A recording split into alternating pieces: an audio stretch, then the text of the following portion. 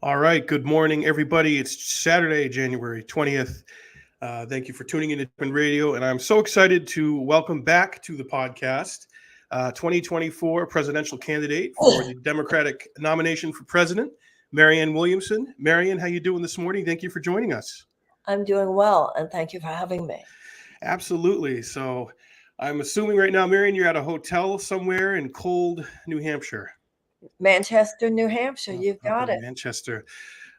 So it's quite a journey you've been on. I first met you in during the 2020 primary when you were running in that very crowded field with I think at one point it got up to like 800 candidates and people of all stripes and backgrounds in the Democratic Party getting in, and you ran a really insurgent and spirited campaign and talked about a lot of things that the other candidates just quite frankly weren't talking about.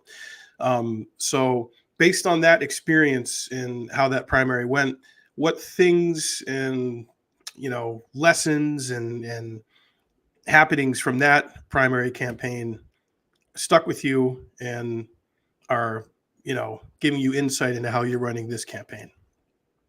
Well, what I was talking about then is very much what I'm talking about now, and talking about a few other things as well. The same spirit, as you said, insurgency, the same spirit of, come on, guys, you must be kidding. You're talking about shallow nonsense. Why don't we get real with the American people? That strain of bluntness and directness, and I think call to fundamental repair and reform is the same as it was. But the system is different. The two things, the system is different and the listening of people is different. In terms of the system, first of all, last time, as you said, there were so many candidates. So it was fun because most of them were just really lovely. And it was fun, going around different things. All the people were there. This time, it's very different. The system has decided that it has the right to simply anoint Joe Biden. And towards me, I mean, last time they were satisfied to just make me appear kooky and silly and crystal lady, deride, make fun of. This time they're vicious towards anyone who has in their mind the audacity to challenge their right to simply declare that it's Joe Biden and no one else will be running. We will not have debates, and they've gone so far as to kick me where they are in sort of cahoots, as it turns out, with the secretaries of state who say, well, if the Democratic Party doesn't want you on the ballot, then we'll not put you on the ballot, even though you've done everything legal to do so. Um, you feel it. In my case, the invisibilization, the erasure. You read articles, look at things on TV. People wouldn't even know that I'm running. So that's deliberate. It's a manipulation of the public. It's undemocratic. And to be in the midst of that all day, you feel like you're, taking on a personal level the assault of a system that, in the name of saving democracy, is seeking to suppress democracy. On That the other hand, as I said before, the listening of people, I was impressed by that last time, Eric, particularly in the early primary states where people understand the importance of their decision.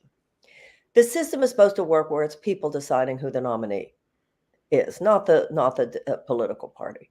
So in that area, sector where it's about you talking to the voters, it's profound, it's touching, it's meaningful, and it's exhilarating. So it's like two different universes: the machine versus the people, and that's actually exactly what's going on in this country: the machine versus the people. it really is, and the people are indicative of the actual reality of our country. Because I'm sure, as you've seen this in your journeys from 2020 and then now in this primary, you've gone all across our country. We're not as divided as the machine projects and its mouthpieces and the media projects and puts out there that neighbors hate neighbors and we're all divided and the fault lines are not beyond repair. At least in my experience, I've lived here in New Hampshire since I was in fourth grade. We moved up here from Massachusetts, and as you can attest to, we're very engaged here. And typically, majority of people, and I can speak to New Hampshire, are very respectful of other people's political views, and we can have spirited and heated discourse and debate. But that is just, I mean, debate, the word debate. I know you did a great event with Congressman Phillips over at New England College. And it, you know, that's how good it could be. We could have candidates up there in a nice forum, not yelling at each other, not a race to the bottom, and actually talking about substance and the issues that really affect everyday people. And you know, whether it's the economy or jobs or inflation. So while you're out there, and specifically while you've been here in New Hampshire, what are like a couple of the biggest issues you hear about, and how would you go about helping Americans with those issues? Just under the surface, there's a lot of misery. There's a lot of stress. There's a lot of anxiety. There's even a lot of suffering. We have the highest poverty rate of any advanced nation. Now, I know that your poverty rate is relatively low in New Hampshire, and I celebrate that. But that doesn't mean people aren't living with chronic economic stress. 70% of Americans report that they are. 39% of Americans say that they regularly skip meals in order to pay for their rent. The majority of Americans live paycheck. The majority can't absorb a $500 unexpected expenditure. So in New Hampshire, what I see is what I see everywhere. You know, you have 20% of Americans for whom the economy is working, and that's certainly to be celebrated, but it's way too low a number. You have that 20%, it's like we're living on an island, and it's surrounded by a vast sea of economic despair. So what I see in New Hampshire is what I see everywhere: a goodness, a decency, but a genuine concern. You know, this idea that, you know, left versus right, and we're so divided. There's one place where we're deeply divided, you know. So people like to say, well, we're not as divided as we think we are. All that, however, that entire left-right division is artificially created in order to mask where we are indeed divided. And it is a radical division, and it is an unsustainable and dangerous division for democracy. And that is the division between those who already have a lot of money and have access to even more and hold Washington hostage with their interests, versus the vast majority of Americans who are just struggling to get by.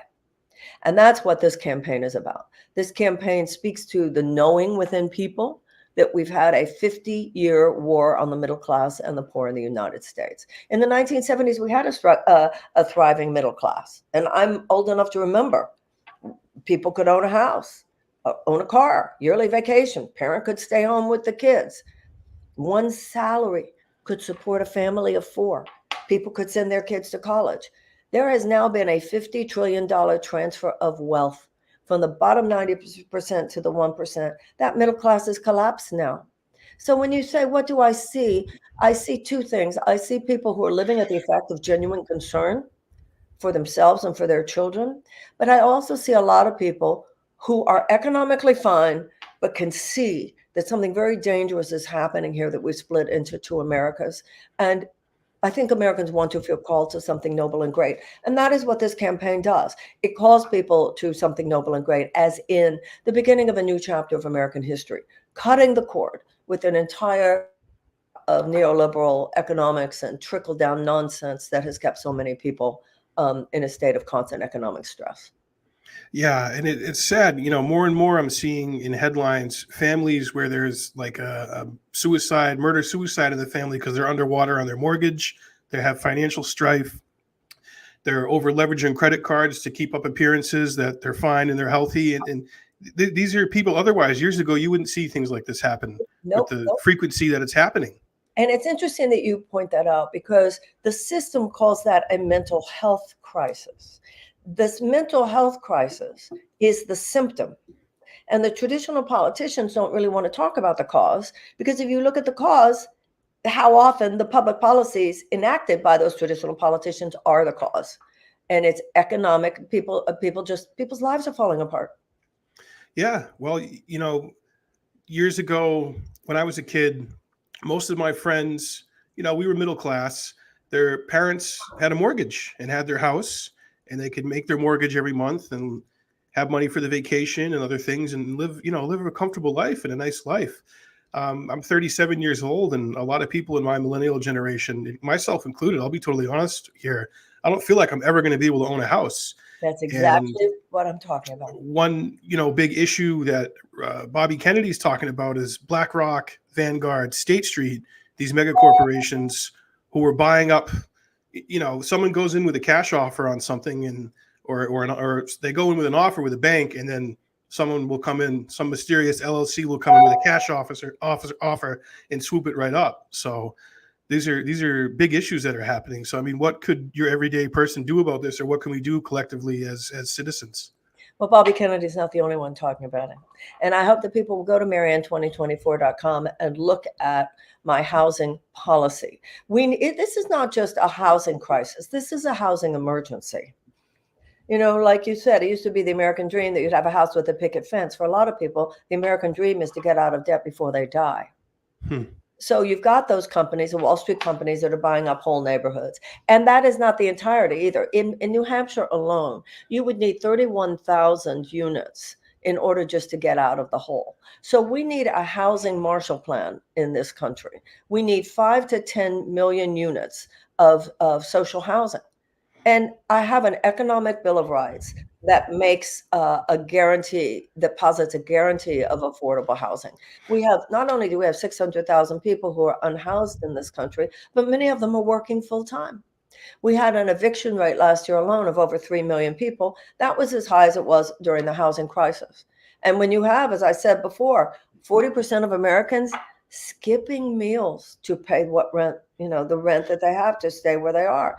And of course, many young people who are now living with their parents, who, when I was growing up, would now be getting out of the house, starting their lives. Like you said, you're 37. That's about when you should at least be starting to think of the possibility that you would be buying. The campaign is about to address the structural economic issues. That's why my plan does call for universal health care, tuition-free college and tech school, complete eradication of the college loan debt, subsidized childcare, guaranteed living wage. These are the things that will enable people to absorb this really inherent cruelty of the situation as it is today, so that you can have some retirement savings, so you can put together some money for a down payment on a house. This is not only destructive to the lives of those of you who then can't get started the way many people your age did in other generations, but it's dangerous to our democracy.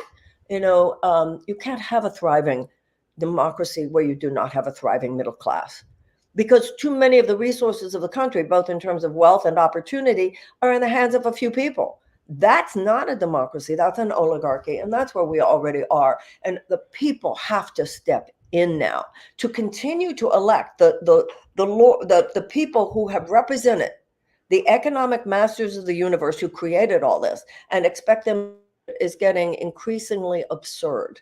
And that's why my presidency would represent a real economic turnaround. Yeah, absolutely.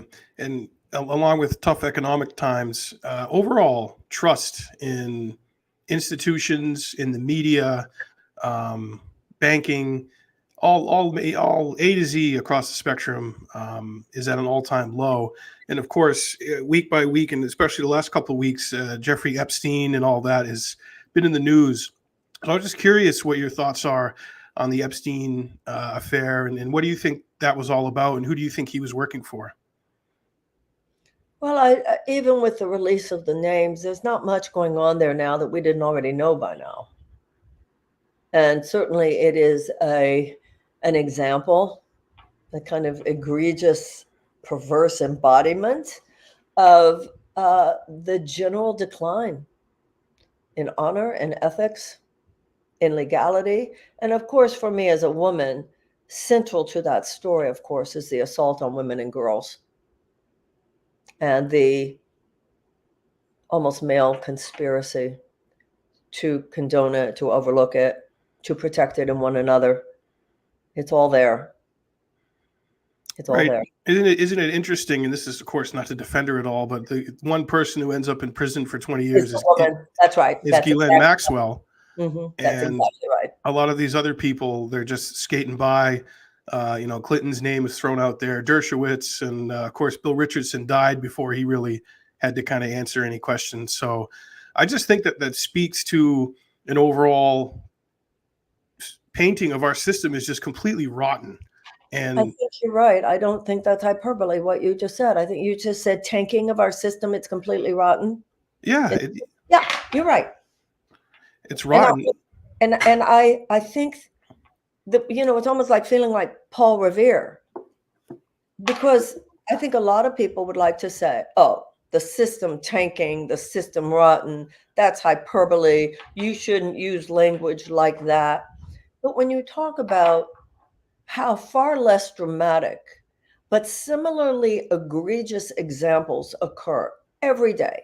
They're not Epstein level drama. They're not the rich and the powerful on private planes that go to private islands in order to have sex with underage girls.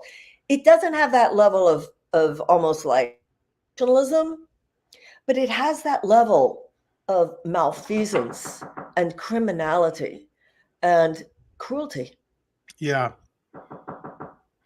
And I mean, blackmail is basically how our government is run. I mean, you look at some of the decisions these politicians make, and you're just like, they have to, someone has the goods on them and they have to be blackmailed. So there has to really be a dismantling or an enema or something of just the whole structure of how it's done. Because if we keep moving forward with that system, it doesn't matter who we elect or put in, it's just going to perpetuate and keep going that way. Would you Well, agree? it does matter. It does matter if you elect a president who calls the system on what it is. That's why I'm running. They would have you think that the only person who's qualified is someone who is a member of their club, qualified to maintain and perpetuate the system as it is. What people such as ourselves are realizing is no, that should almost be disqualifying at this point. What we need is someone qualified to see that system for what it is, to name that system, and to articulate a plan for changing that system. And by the way, I don't think anything short of that will defeat Donald Trump in 2024. And I don't think anything short of that will begin a season of repair in this country, which is what we need. Yeah, I mean, I'm having that conversation with people all over that Trump has a damn good shot of winning again and Absolutely. and being president again. I mean, people Absolutely. think he's got all these charges and he's caught up in court, and he's still very popular in America It's here in New very Hampshire. I mean, I think I'm sorry. oh, I was going to say, I mean, I think it's gonna be a blowout on Tuesday. I mean, I think Nikki Haley largely has the support is kind of inflated by the media. I think Trump's going to win by probably 5 or more points on Tuesday, and that'll be it. I think he'll be sailing to the nomination. Well, I think that the Democrats are in delusion to think that this is not going to be like 2020. This is going to be like 2016.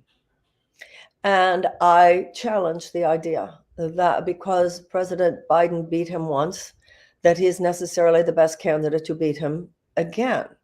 And I think that the suppression of a robust Democratic debate is terrible for our party, because the fact that the DNC has not wanted me on CNN or MSNBC, the fact that I've been blacklisted, the fact that we haven't had debates, what this is doing is giving all the airtime and all the oxygen to the Republicans.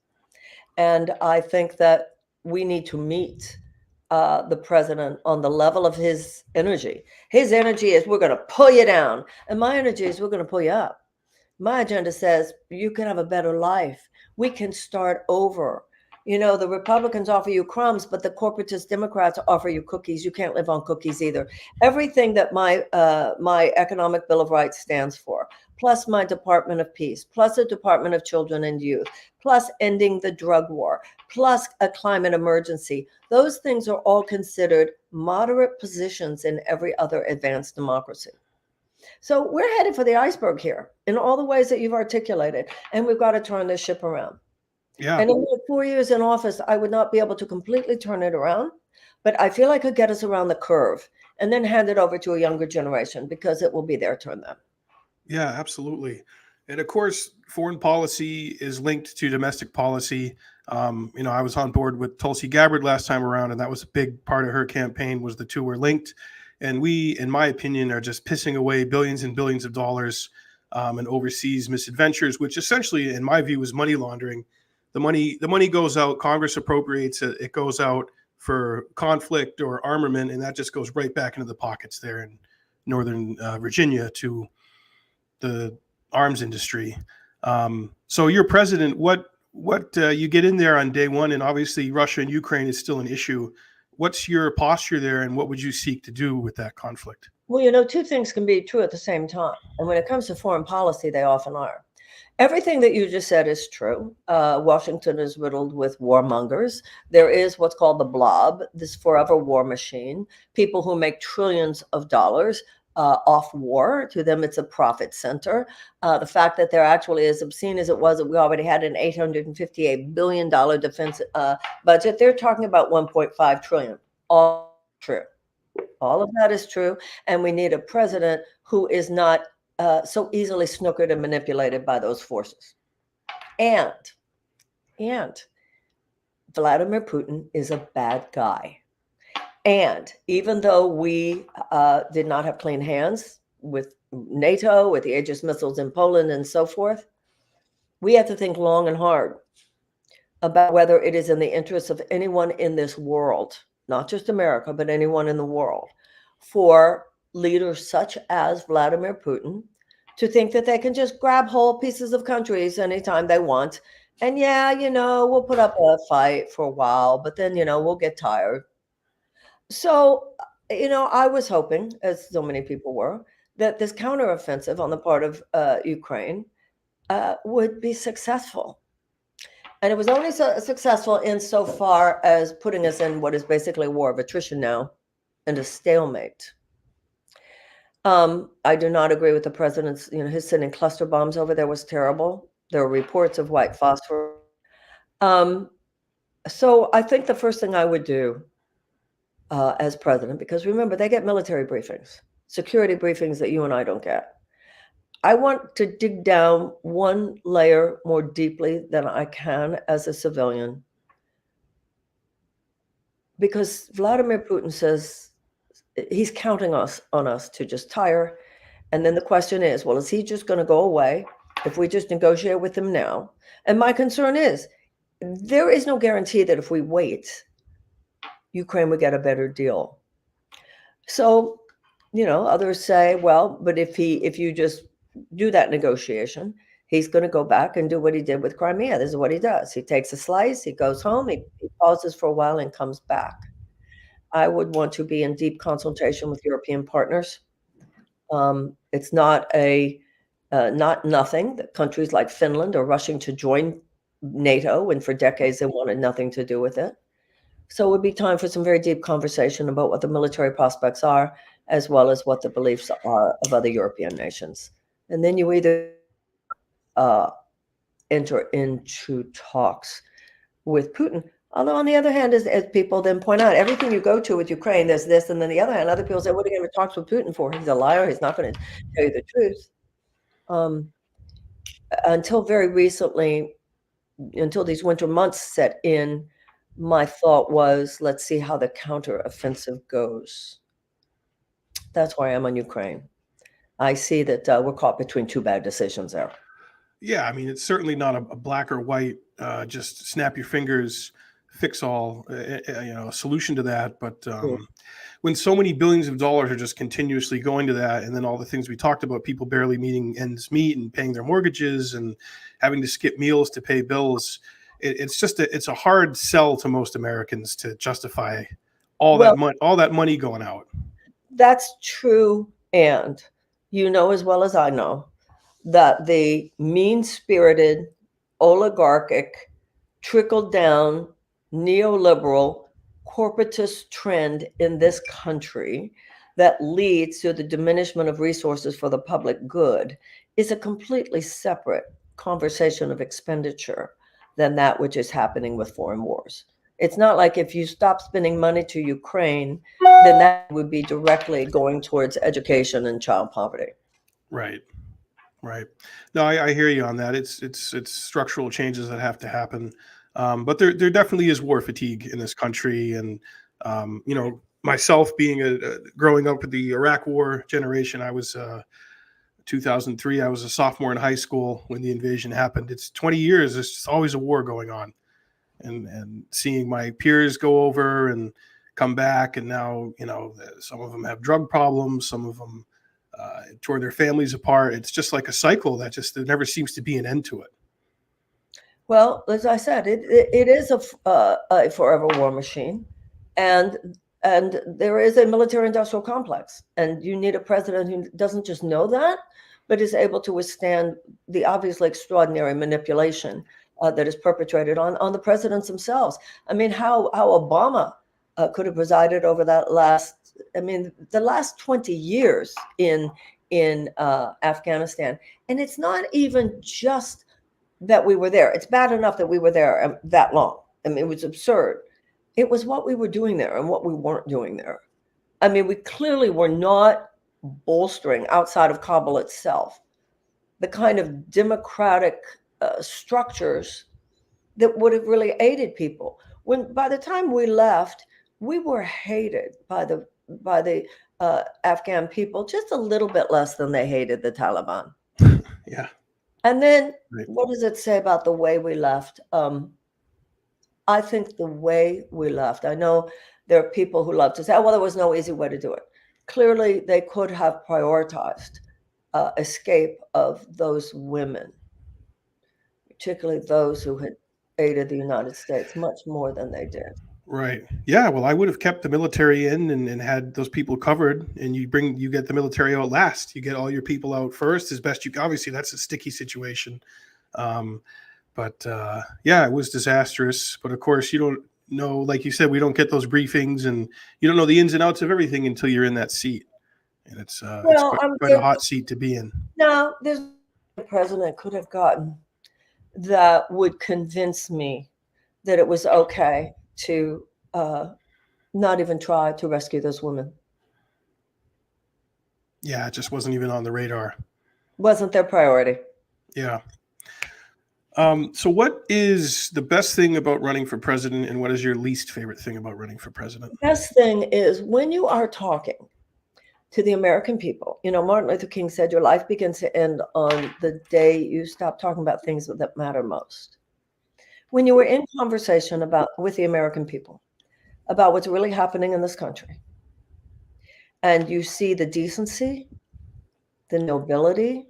Jefferson said that the only safe repository for power was in the hands of the people. And I would there's something so radical and profound about that. I've been in some of the rooms where the highest decisions of life and death and money are discussed. I've been in those rooms with men, would-be men, it's kind of like this sort of patriarchal vibe, no matter what the gender of people. And they're making decisions in a casual way, decisions that are going to affect people's lives. And I'm sitting there watching and thinking, you people are emotionally buffered from the reality of human life outside the confines of your crowd. And then there's running for president.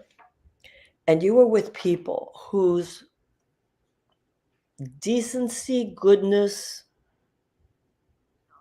humble sincerity about, I think people have an instinctive understanding that America matters. And being involved in that vortex of conversation and knowing if we had the levers of power, what we could do. That's the problem in America today. The people with solutions over here are the people with power over there. The people with solutions don't have the power. The people with the power too often don't really care about the solutions because that's not fact. Real solutions aren't factored into their short-term corporate profit guiding principle, right?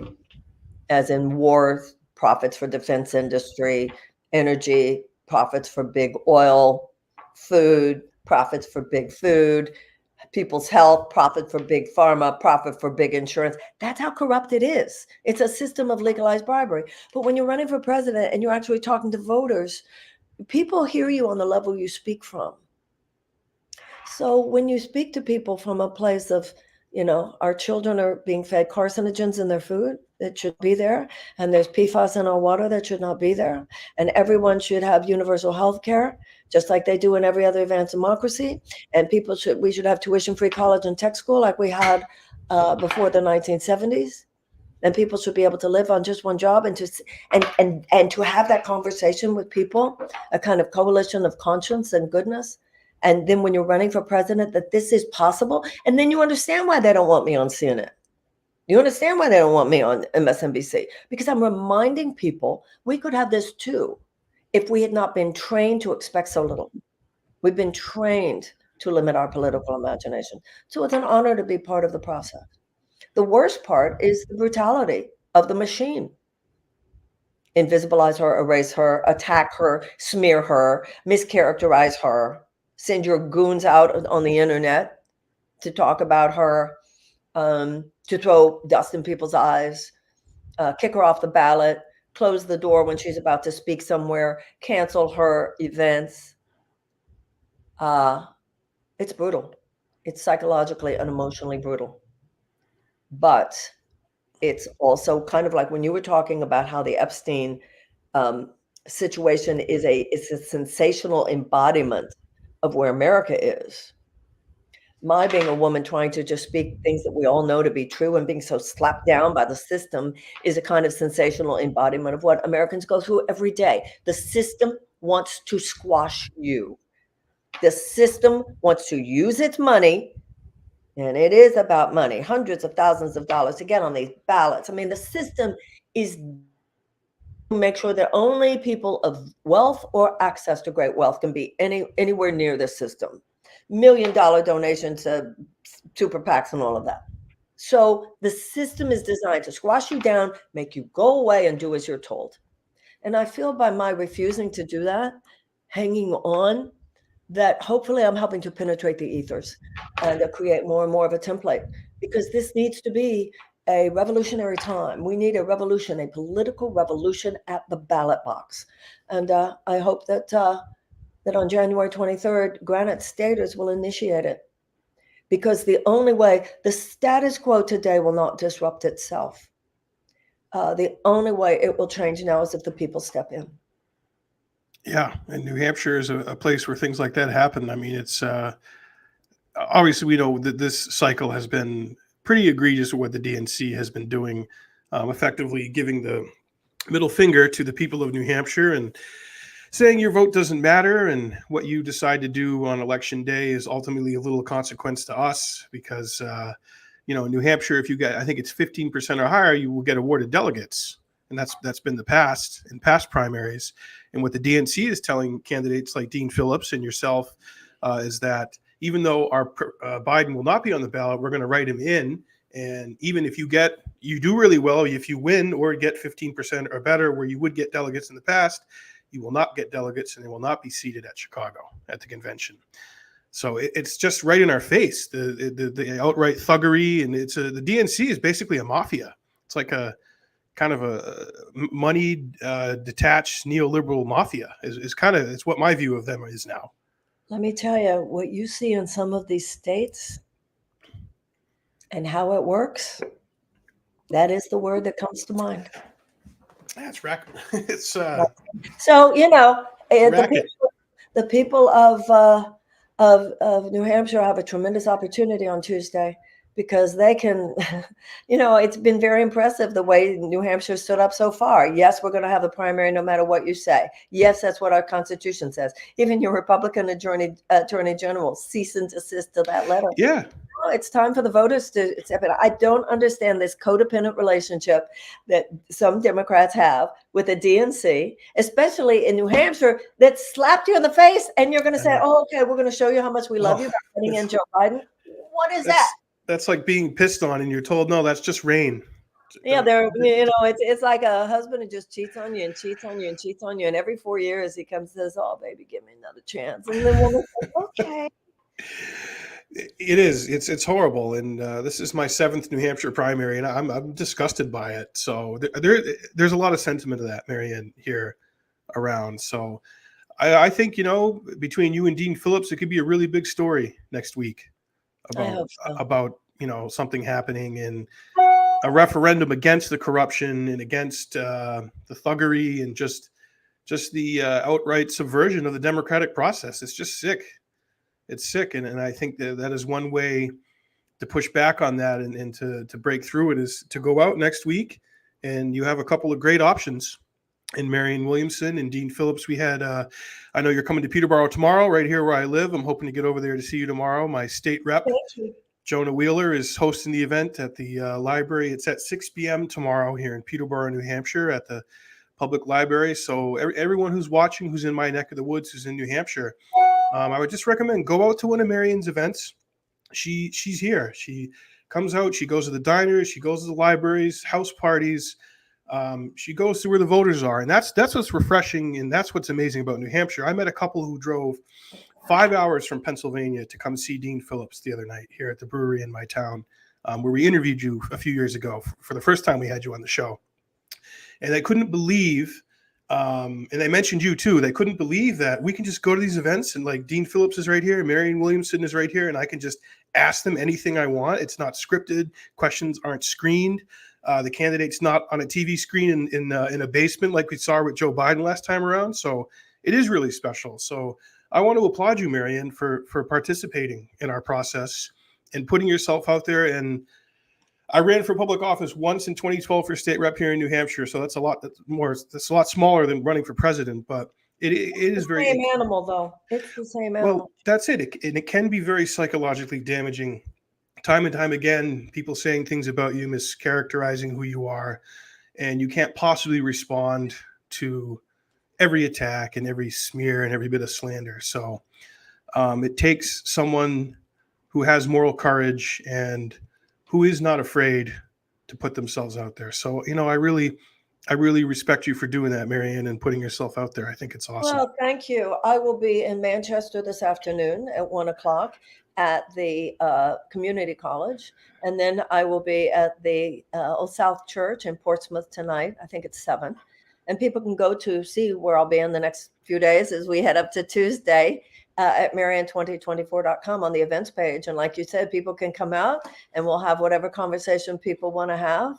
And I do a lot of saying the quiet part out loud. I think a lot of people are ready for that. I read an article about myself years ago that I think applies to this part of my life and career as well as it did then, as much as it did then.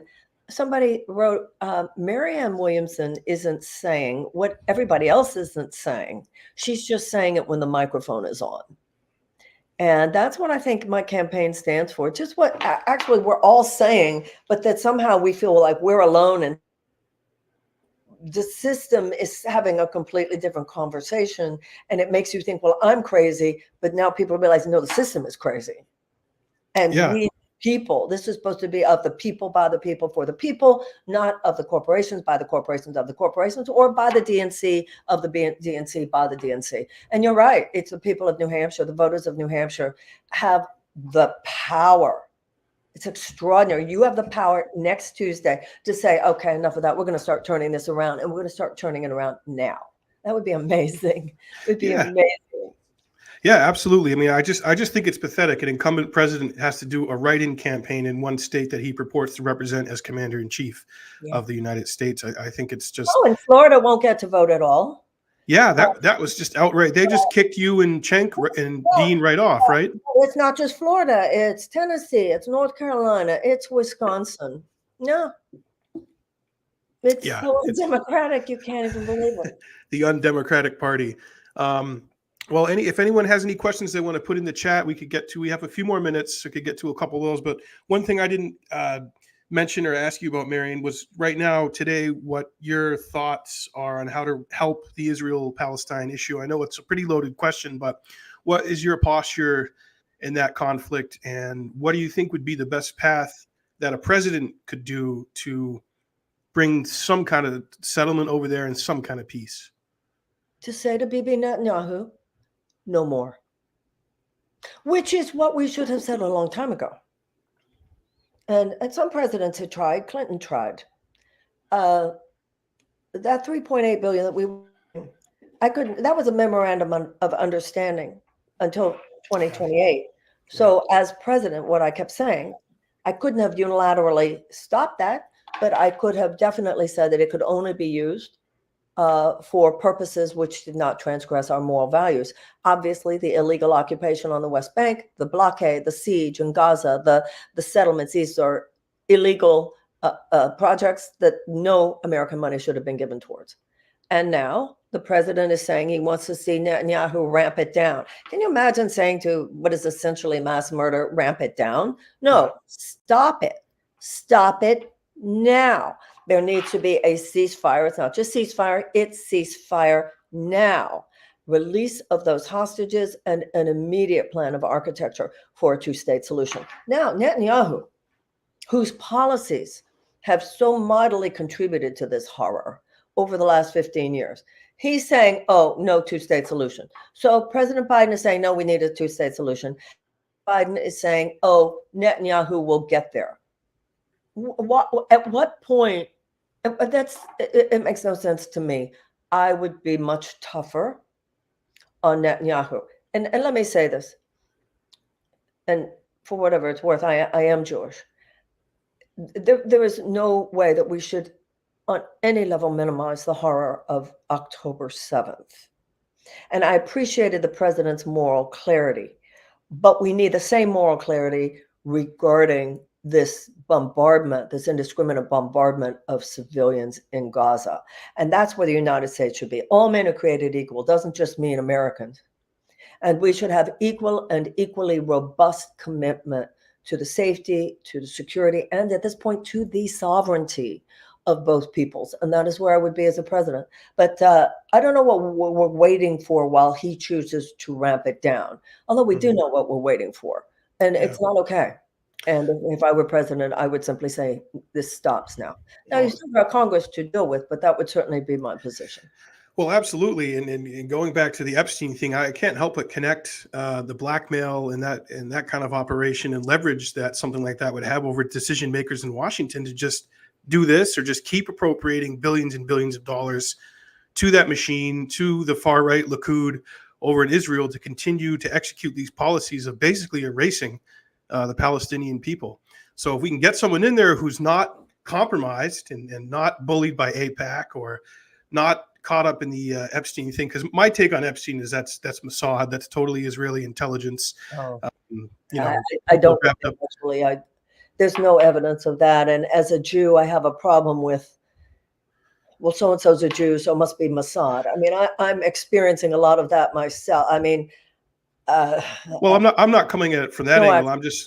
I'm thinking about Robert Maxwell. Ghislaine Maxwell's father had ties with intelligence, and Ghislaine took that over and brought Epstein came together, and a lot of it's there. But regardless, we do need someone who is not entangled in any of that, whether it's AIPAC, whether it's that's very true. I think that in terms of this election on Tuesday, I'm very sad to see those who feel that the best way they can make a statement about Israel and Gaza is to write in ceasefire now.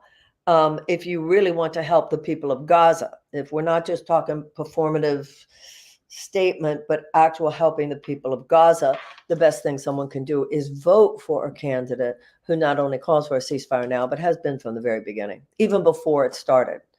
You know, I was saying in videos, an invasion must not occur. Absolutely. Well, hang out with me for a sec after we finish here, Marianne. But everybody, that's Marianne Williamson. She's put herself out there for the second campaign cycle in a row and a run for president for the Democratic nomination. Go to Marianne2024.com to check out what she's all about, where she stands on the issues, what she's passionate about, and how this message is resonating with people all across America here in New Hampshire. Marianne, I thank you so much for your time, and I wish you all the best and all the luck on Tuesday, and we'll all be watching very closely. Thank you. Thank you very, very much. Always nice seeing you. Yeah, thank you, Marianne. And folks, thanks for tuning in to Jackman Radio. You can follow us on Spotify, on Twitter at Jackman Radio, Instagram at Jackman Radio. And if you want to support this channel and independent media is important, right, Marianne? Independent media is more than important. It's like the only hope democracy has. Yep, you can become a patron, patreon.com/Jackman Radio. So I thank you all again for tuning in, and we'll see you next time.